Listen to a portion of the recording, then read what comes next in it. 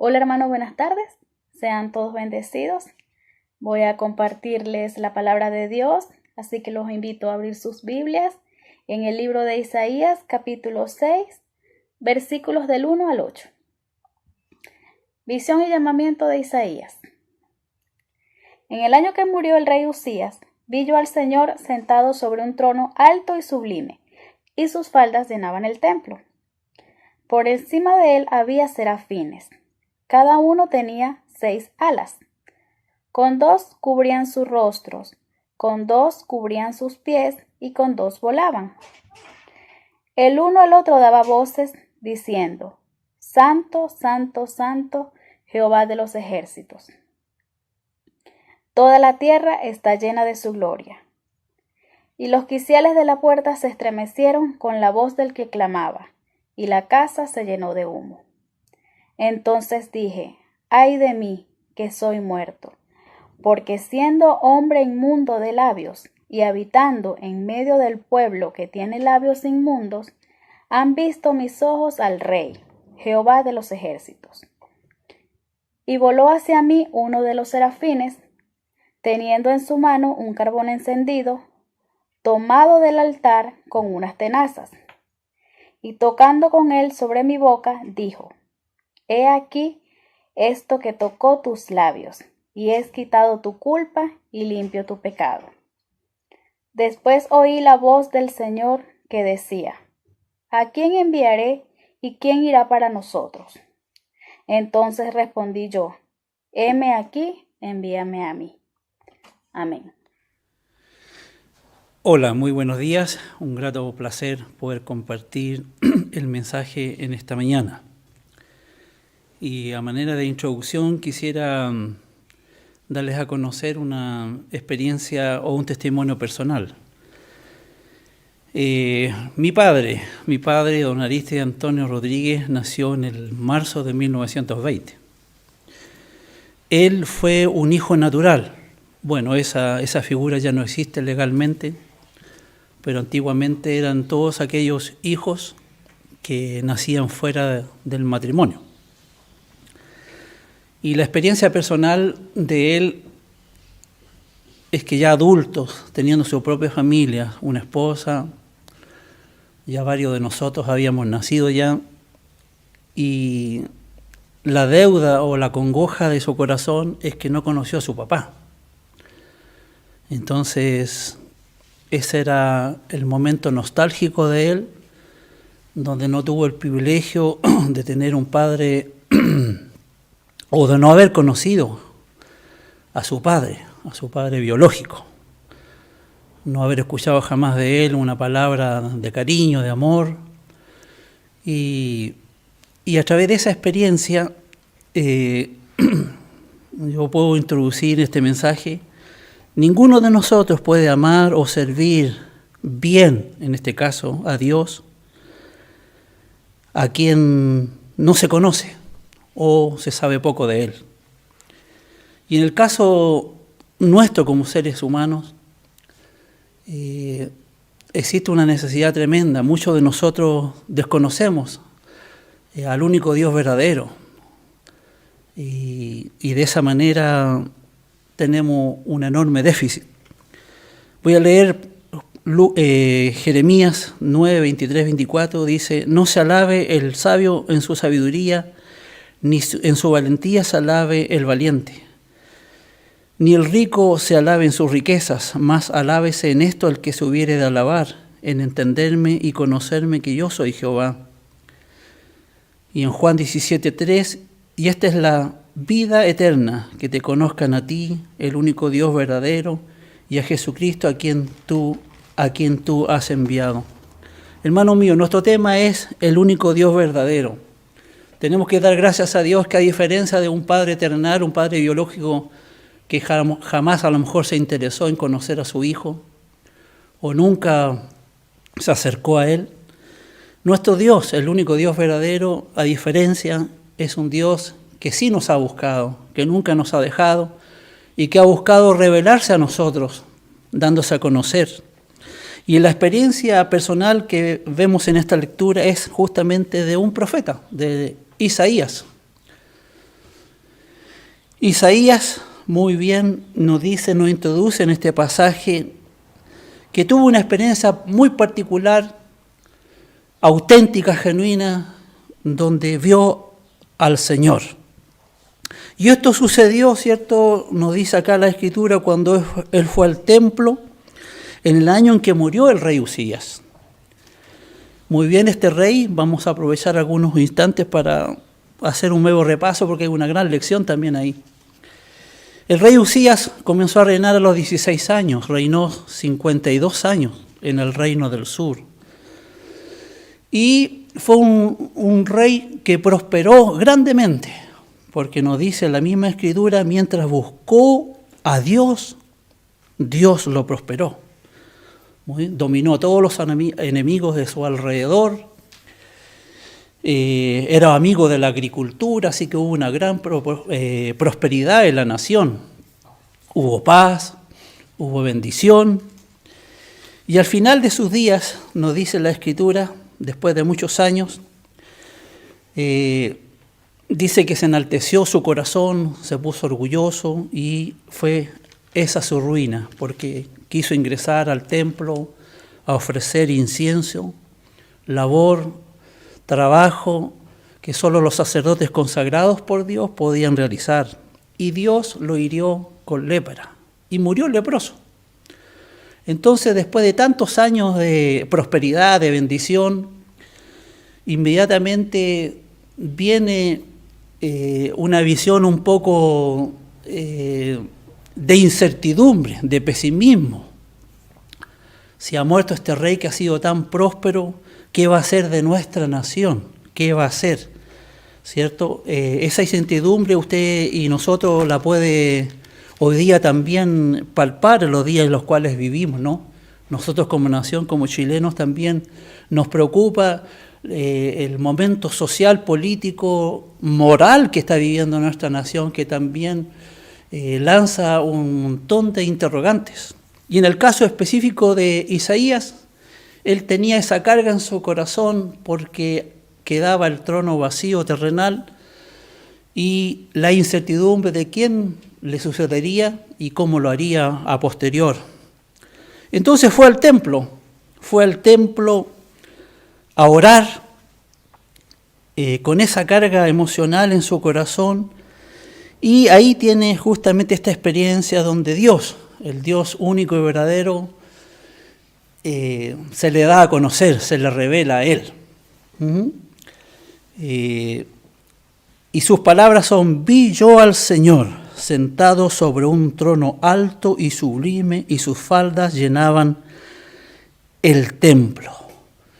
Entonces, en esta visión nos queda claro a nosotros que el trono terrenal estaba vacío, pero el trono celestial estaba Dios sentado, reinando, y en una actitud, ¿cierto?, no estaba inquieto por la situación que estaba enfrentando la nación.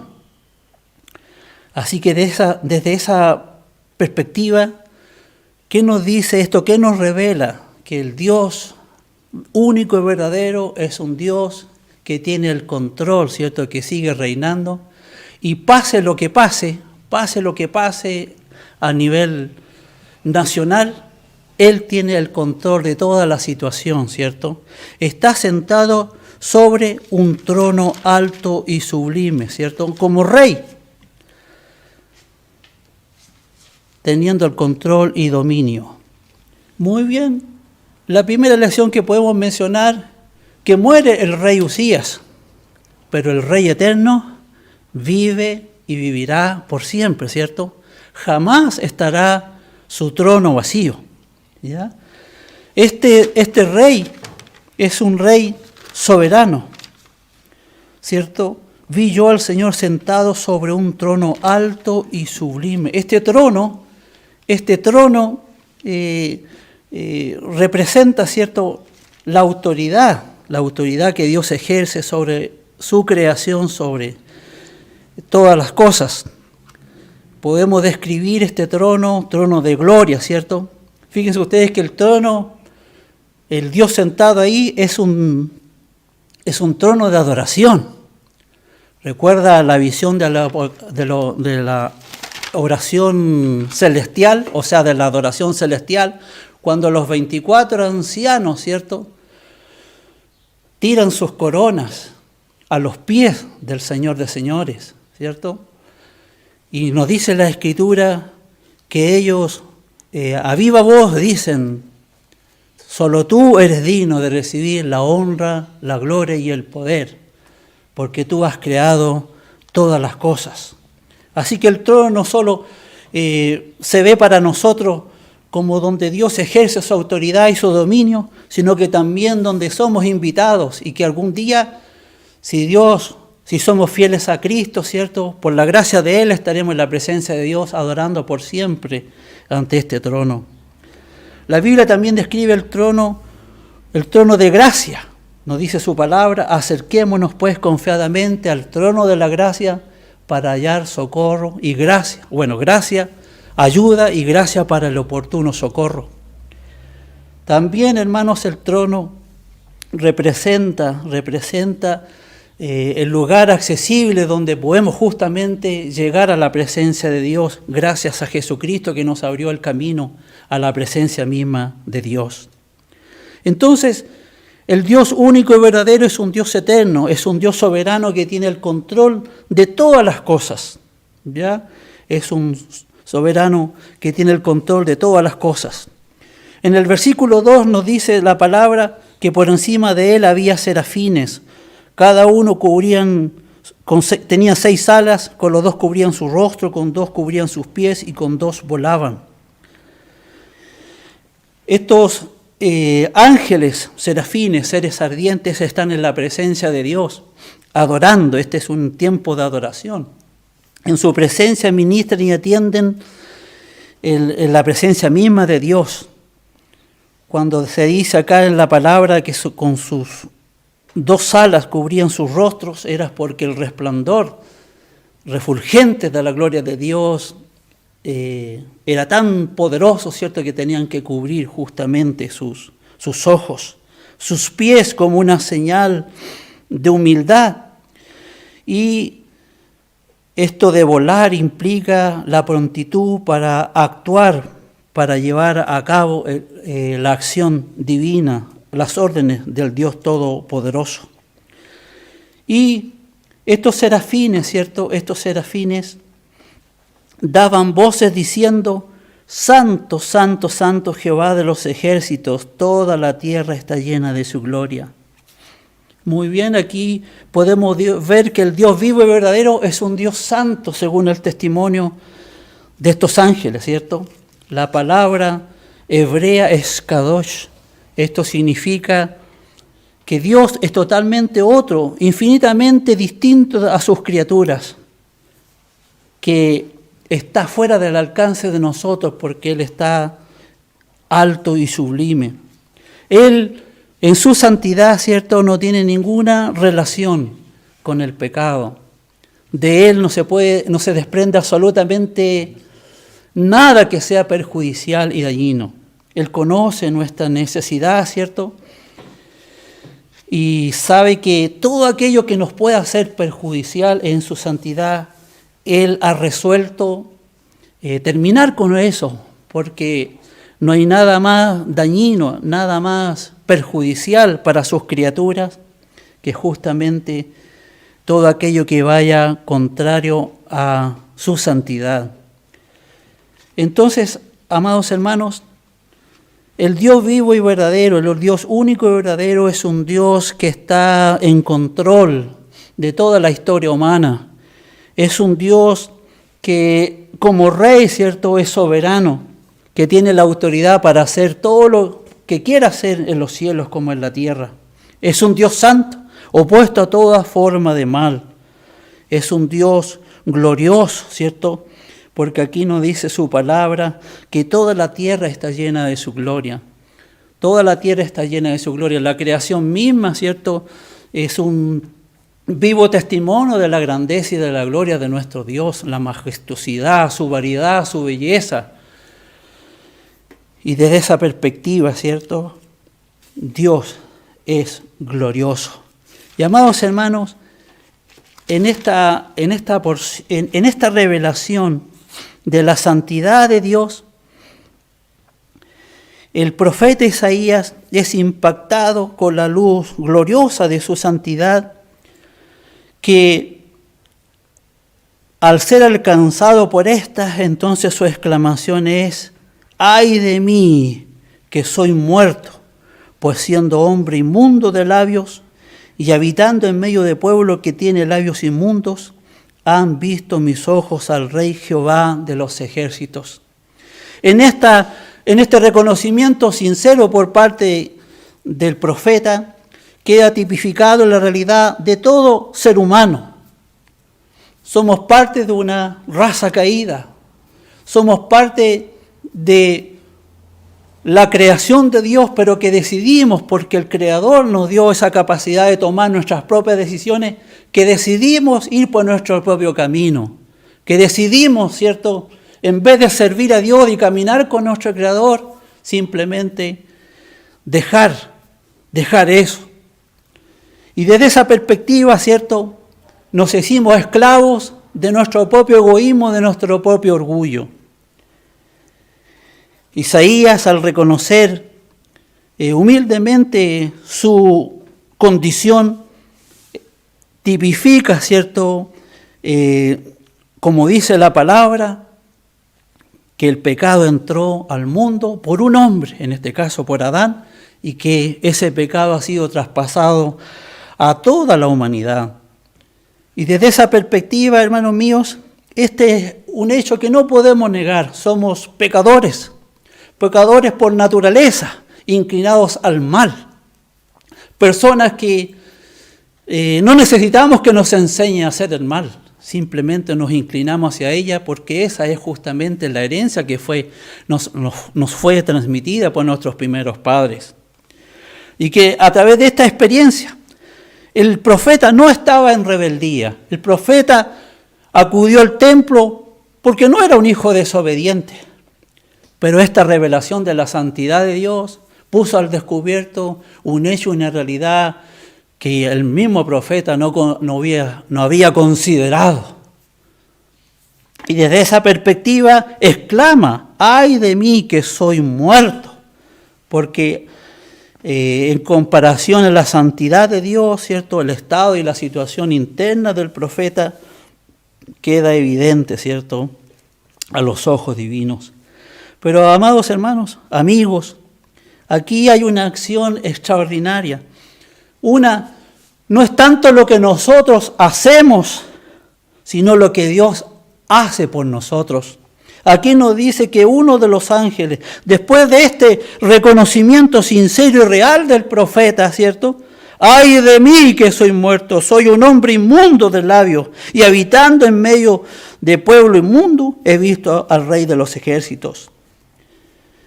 Voló hacia mí uno de los serafines, teniendo en su mano un carbón encendido, tomado del altar con sus tenazas. Esta brasa era tomada, ¿cierto?, donde previamente se había puesto sobre ella al cordero, el cordero que fue sacrificado por los pecados, el sustituto de los pecadores. Entonces esas brasas tenían la sangre derramada, ¿cierto?, de el cordero sin mancha que se ofrecía en los altares del pueblo de Israel.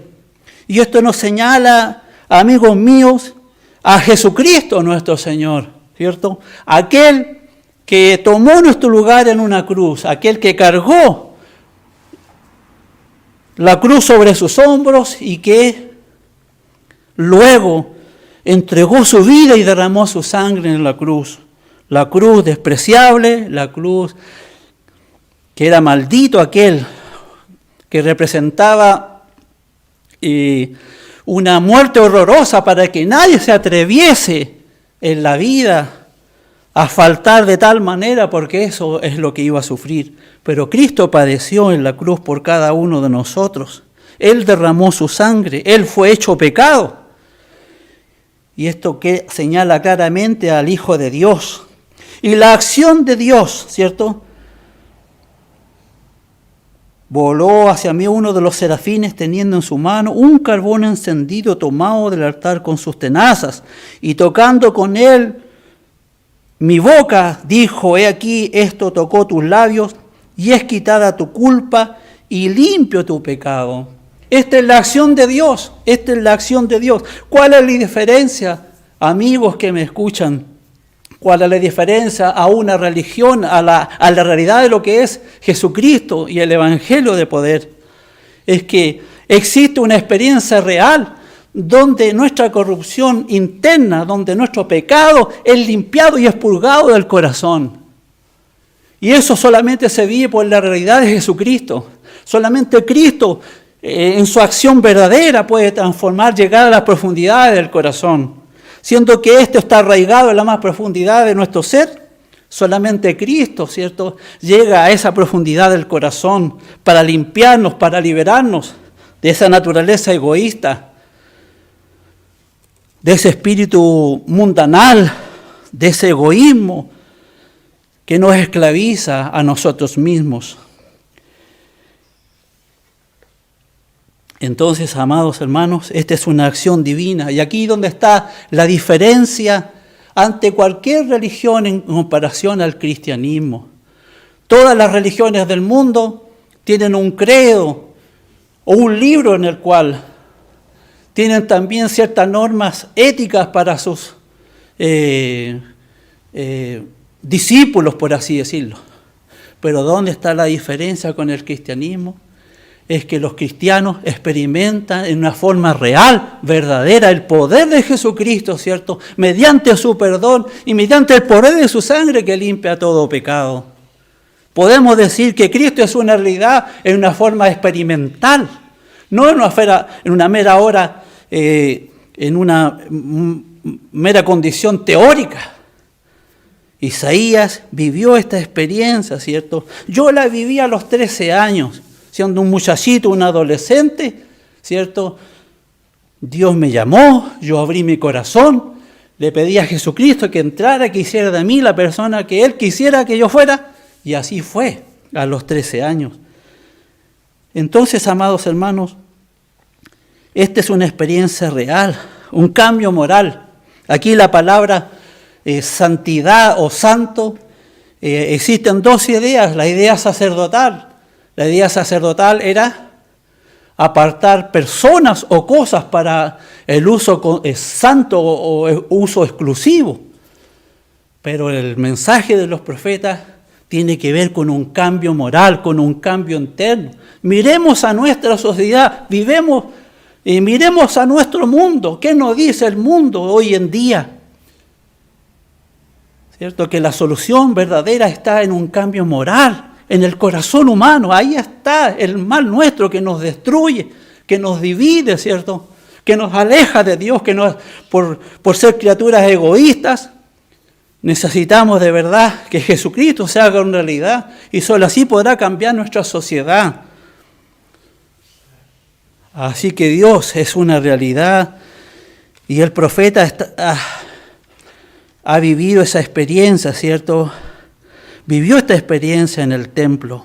El Dios santo se le reveló, el Dios soberano, el Dios de gloria, aquel que tiene el control de todas las cosas. Se revela al profeta y él experimenta este cambio. Amados hermanos, ¿dónde vemos a Jesucristo en cada una de estas cosas? En primer lugar, hermano mío, Cristo es el cumplimiento de todo lo que se dice en el Antiguo Testamento. Esta historia ocurrió 7 siglos antes de que Jesucristo irrumpiera en la historia humana. Este mismo profeta llama 22 veces a Dios, el Santo de Israel, porque esa experiencia lo marcó completamente. Ese cambio interno, esa purificación de las profundidades de su corazón, una realidad. Y él señala en su libro, muchos dicen que Isaías es el 5.º evangelio, porque no existe profeta, a diferencia de Isaías, que tenga mayores alusiones de nuestro Señor Jesucristo. Él predijo, ¿cierto?, el pueblo de donde nacería, que nacería de una virgen, ¿cierto?, que sería un rey, el Mesías. Y finalmente le vemos en el capítulo 53, casi mirando a los pies de la cruz, que nos habla acerca del siervo del Señor, aquel, cierto, que fue llevado, que como cordero fue llevado al matadero, enmudeció y cayó. Entonces, amados amigos, en esta mañana no podemos servir a Dios si realmente no le conocemos en la realidad de lo que es Él. Dios es el Dios vivo y verdadero, un Dios que desea hacer una realidad en tu vida, en tu corazón, que desea provocar este cambio en las profundidades de tu corazón. ¿Cuál es nuestra respuesta a este Dios santo? Debemos tomar el lugar de Isaías y decir: ¡ay de mí, que soy un pecador! No te ofendas por esta palabra, porque Cristo llama a los pecadores al arrepentimiento. Sé una persona sincera en reconocer que de verdad, si vas por tu propio camino, es porque estás errando el blanco. Así nos dice la Escritura, ¿cierto? El pecado simplemente es errar el blanco. En vez de estar en los caminos de Dios, andamos en nuestros propios caminos. En vez de estar cumpliendo los propósitos de Dios, estamos yendo tras nuestros propios deseos, nuestra propia voluntad. Y por eso tenemos que arrepentirnos. Ese es el llamado de Jesucristo. Su palabra dice que si confesamos nuestros pecados, reconocemos nuestra condición, bueno, Dios perdonará. Dios perdonará. Cristo mismo es la imagen visible del Dios invisible. Él hoy en día quiere llegar a tu corazón, quiere hacerse una realidad en su vida. Y así como Isaías, nuestra parte es arrepentirnos, nuestra parte es confesar que soy un pecador. Así que, amigo, te invito en esta mañana. El Dios verdadero, el único Dios, nuestro Hacedor, nuestro Formador, está con nosotros en esta mañana y quiere hacerse una realidad.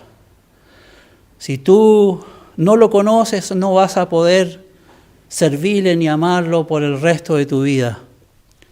Tienes que, como Isaías, decir: Señor, te necesito en esta mañana. Te abro las puertas de mi corazón. Soy un hombre pecador y tú eres santo. Tú eres Dios que merece ser adorado, servido. Te invito en esta mañana a que hagas esta oración al Dios vivo y verdadero, que una vez que Isaías confesó su mal, él no lo desechó, simplemente lo perdonó y lo limpió. Y eso es lo que necesitamos experimentar en nuestra vida hoy. El cambio comienza en nuestro corazón, el cambio comienza en las profundidades de nuestro ser. Y Cristo está cercano para hacer esta obra en ti. ¿Quieres abrir tu corazón a Jesucristo? ¿Quieres decirle en esta hora: Señor, te necesito, perdona mis pecados, te entrego mi vida? A partir de hoy quiero ser un hombre nuevo, un hombre limpio, un hombre de Dios.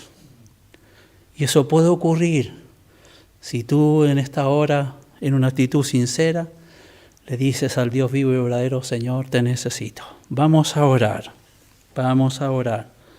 Amado Dios, queremos agradecerte de corazón, agradecerte sinceramente, Señor, porque tú no nos has dejado a ciegas en este mundo. Te has revelado, Señor, en la creación, pero de una manera muy personal, Señor, única y gloriosa, te revelaste en la persona de tu Hijo. Él te hizo visible, Señor del cielo. Él llenó de gloria el camino del mar, recorriendo las ciudades y aldeas. Y, Señor, sanando, enseñando a las personas, Señor, ejecutando milagros. Y de esa manera, Señor, hacerle cercano a los hombres, manifestarle a los hombres, Señor del cielo, tu amor verdadero, Señor. Tú nos viniste a buscar y a salvar a la persona de tu Hijo, Señor, Cristo tomó nuestro lugar, no se avergonzó, Señor del cielo. Derramó su sangre, Padre amado del cielo, pagando así el precio para nuestro perdón. Y gracias porque podemos experimentar un cambio real hoy en este siglo, en esta sociedad, en este mundo, Señor. Si tú esperas que hagamos un aporte, porque ese es tu llamado, Señor del cielo. Una vez que experimentó el profeta esta realidad en su vida, Señor amado, fue comisionado a él y decir, Señor, a las naciones. Él estuvo dispuesto. Y hoy necesitamos, Señor del cielo, queremos ser personas útiles para ti, pero necesitamos que tú cambies nuestra vida, que tú purifiques nuestros corazones, que tú nos liberes, Señor, de esa herencia de maldad. Y es posible, Señor del cielo, por la gracia de Cristo que limpia todo pecado su sangre, Señor. Hoy te abrimos nuestro corazón a ti, Señor. Y queremos que entres, Señor del cielo, que hagas la obra que tienes que hacer y que solo tú puedes hacerla, Señor amado. Queremos de verdad responder a esa realidad, a esa voluntad tuya, Señor. Y no ser meramente religiosos, no solamente compararnos con los demás como justos, Señor, sino como personas genuinamente transformadas, hechas nuevas personas, como tú lo quieres, Señor. Gracias, Dios, gracias por tu misericordia. Haz de nosotros las personas que tú quieres que seamos. Y a partir de hoy, Señor del cielo, disponemos nuestra vida, Señor, en tus manos. Creemos en tu perdón, Señor amado. Tú has prometido que si confesamos nuestros pecados, tú eres fiel y justo para perdonarnos y limpiarnos de toda maldad, Señor del cielo. Porque tú pagaste, amado Cristo, con tu vida, con tu sangre, Señor amado. El que sea posible hoy la dicha del perdón. El que sea posible hoy un cambio moral, Señor. El que dejemos de ser meros religiosos, Señor del cielo. Y auténticas personas nuevas, transformadas, liberadas, Señor del cielo, por la gracia tuya. Ahora para servirte, para caminar contigo, Señor. Ahora no para vivir nuestra vida, sino que tu vida, Señor del cielo, lo que tú esperas de nosotros. Y en eso estará nuestra realización de hoy y por siempre, Señor. Padre, confesamos nuestros pecados a ti y pedimos humildemente que tú sigas obrando, Señor, en nuestra vida. Gracias, Dios vivo y verdadero. Gracias, Señor, porque tienes el control. Gracias porque tú reinas, Señor. Gracias, Señor del cielo, porque tú tienes nuestra vida en tus manos, Señor, y puedes hacer a partir de ahora lo que tú quieras, Señor. Gracias por ser nuestro Salvador. Gracias por limpiarnos en esta mañana. La gloria, la honra son tuyas, Señor, hoy y por siempre. Por Cristo nuestro Señor. Amén. Muchas gracias, hermano.